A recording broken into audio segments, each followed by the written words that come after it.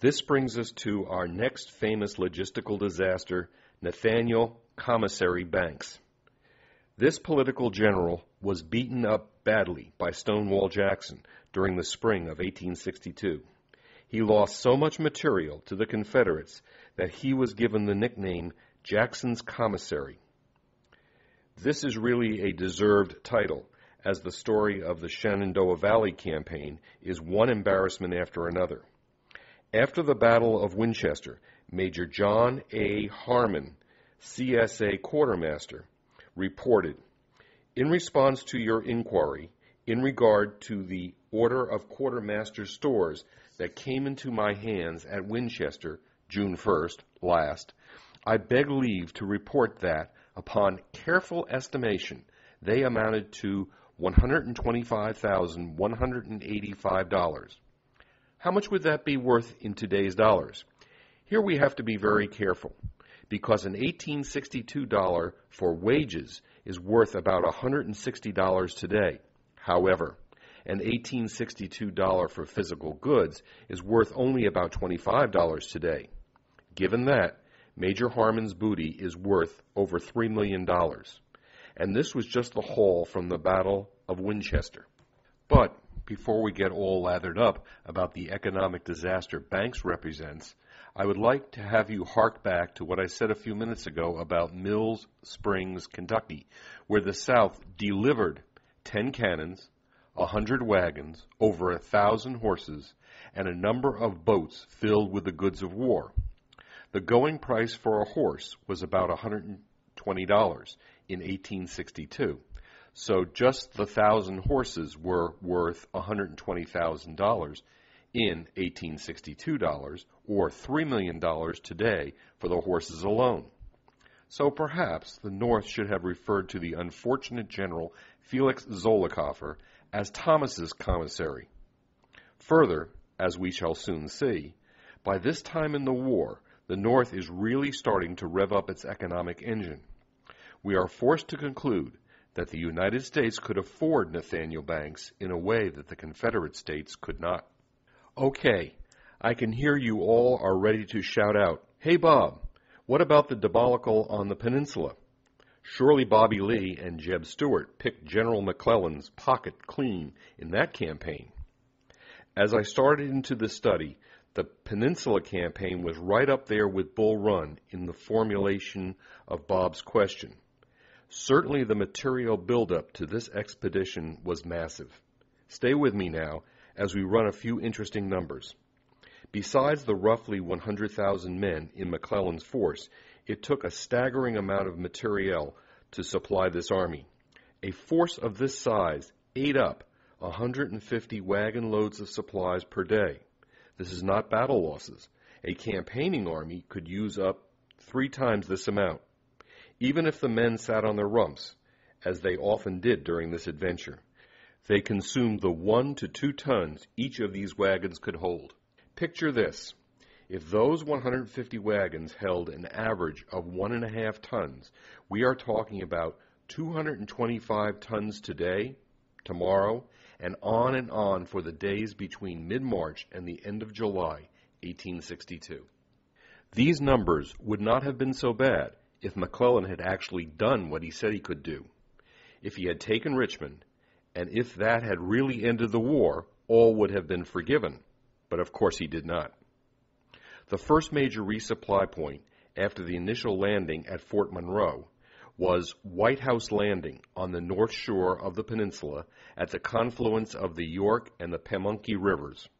This was chosen because there was a railroad bridge that crossed the river, and that line led directly to Richmond. After defeats by Lee, McClellan's army retreated, or, as he put it, changed its base of operations to ports on the James River. Notable of these was Harrison's Landing. It was fortunate that Lee did not attack or destroy the beachhead, but Lee was not in any great shape for an attack, as he had taken the worst of the battle losses. So what did this campaign cost the North beyond the almost 16,000 casualties? Not as much as you may think. From the start of the buildup in mid-March until the final withdrawal in mid-August, 1862, I could locate very little abandonment of equipment. Of course, the battles took their toll of equipment beyond the obvious loss of life, but the South took it on the chin even more than the Union did. I could find only one reference to the purposeful destruction of materiel on the part of the North. When they were moving their supplies from the depot on the York River to the supply points on the James River, they did burn some foodstuffs. However, and this is important, massive amounts of supplies were successfully transferred before the burning. Over 800,000 rations were saved in this manner. Colonel Clark, the officer in charge of the subsistence removal, reported, "I still need information about materiel. No Union troops went hungry due to the above removal of food. I have not found data on the said materiel. However, if there had been massive losses, it would have become common knowledge." After the 7 days, McClellan formed a strong defensive perimeter around Harris's Landing, where he wanted to stay. For 2 weeks in August, he and Halleck exchanged messages, where Halleck suggested and then ordered McClellan to give it up and come home. McClellan dragged his feet as long as he could, but by August 11th the retreat had begun, and by August 21st it was over. I was surprised to learn that much of the supplies and many of the men simply marched southeasterly down the peninsula to Newport News and Fort Monroe. The number of ship evacuations from Harrison's Landing was limited. As a result, most of the equipment went with the troops. Naturally, much of the over 86,000 tons of supplies that went down the Potomac at the start of the campaign never came back. These tons, however, were consumed in use or were employed on the battlefield. So, we must conclude that the Peninsula Campaign was neither a tactical loss nor a supply disaster. If someone other than McClellan were in charge, the outcome might have been very different.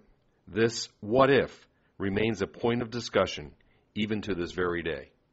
At this point, I'm going to discuss 5 more supply stories, but none of them in as much detail as the preceding 4.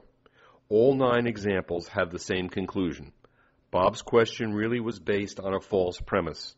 The North never really dropped significant equipment on the field of battle. They did, however, lose much material in raids before and after battles. At the same time that the Peninsula Campaign was winding down, the two sides fought another engagement at Manassas Junction, known as Second Bull Run. While it looked like a Northern victory at the start, once again the South carried the day. But the Boys in Blue retreated back to Washington in a orderly fashion. There are many fighting reasons why the South won. However, Jackson's raid on the supply base at Manassas, 25 miles behind John Pope on August 25th, was key to the Union loss. Not only did they lose tons of supplies, but this prevented effective reinforcements from McClellan's forces that had returned from the peninsula. That, of course, was in addition to McClellan's reluctance to help Pope. Herman Humpt was a genius at railroad repair and reconstructed the railroad that Jackson had destroyed.